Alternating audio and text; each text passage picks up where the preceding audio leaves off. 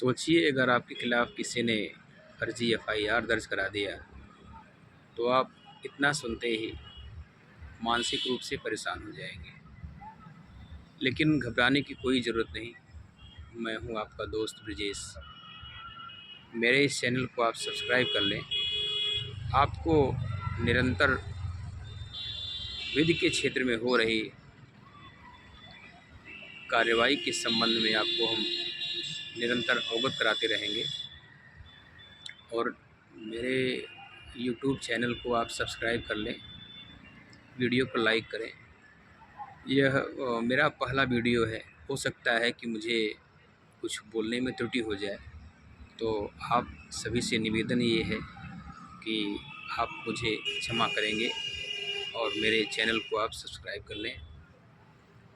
तो सर्वप्रथम मैं बताना चाहूँगा कि एफआईआर होता क्या है।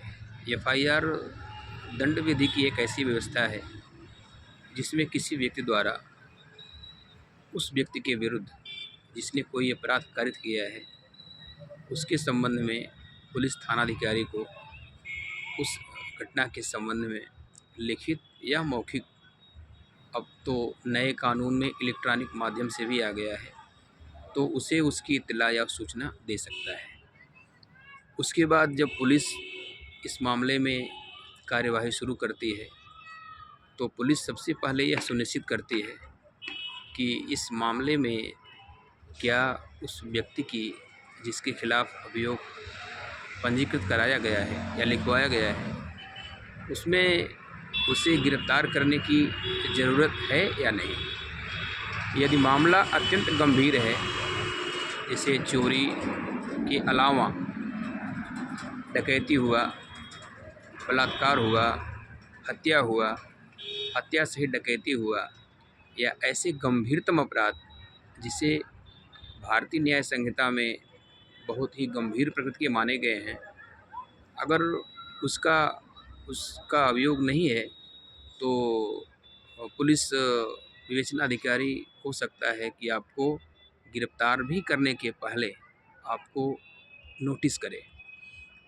अगर विवेचक आपको उस घटना के संबंध में जब वह तफ्तीश करता है, अगर आपको नोटिस देता है और उस नोटिस को आप पाते हैं और नोटिस में दिए गए शर्तों पर उन विवेचक महोदय के समक्ष हाजिर होते हैं, तो हो सकता है यदि विवेचक महोदय को यह लगे कि इनके ऊपर जो आरोप लगाए गए हैं वह 7 वर्ष तक के या 7 वर्ष से कम के सज़ा से दंडित हैं, तो हो सकता है कि उसे गिरफ्तार ना ही करें।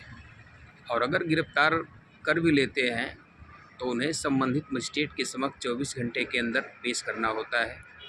तो यहाँ हम मेन मुद्दे पर आते हैं कि सबसे पहले ये जानें कि अगर आपके खिलाफ़ या किसी व्यक्ति के खिलाफ़ कोई रिपोर्ट लिखाई गई है और उसमें दंड का प्रावधान 7 वर्ष या 7 वर्ष से कम के ही हैं, तो ऐसे मामलों में विवेचक महोदय या पुलिस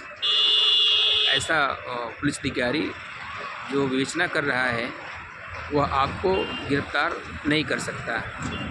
इस संबंध में वर्ष 2024 में माननीय सर्वोच्च न्यायालय की एक व्यवस्था आई। उसमें माननीय सर्वोच्च न्यायालय द्वारा भारत में प्रवृत्त सभी विधियों के संबंध में 4 क्राइटेरिया बना दिया।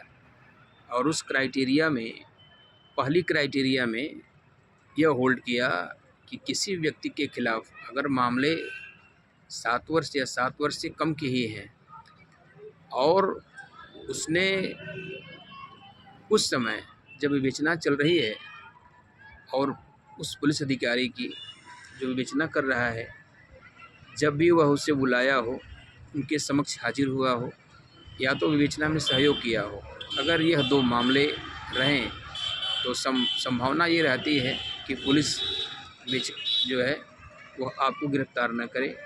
और गिरफ्तार अगर करना भी होगा तो वह आपको जानकारी देंगे, आपके परिवार को जानकारी देंगे, किसी वयस्क सदस्य पर तामीला कराएंगे कि भाई इनको इन मामले में इनको गिरफ्तार करने की आवश्यकता है, तभी गिरफ्तार करेंगे।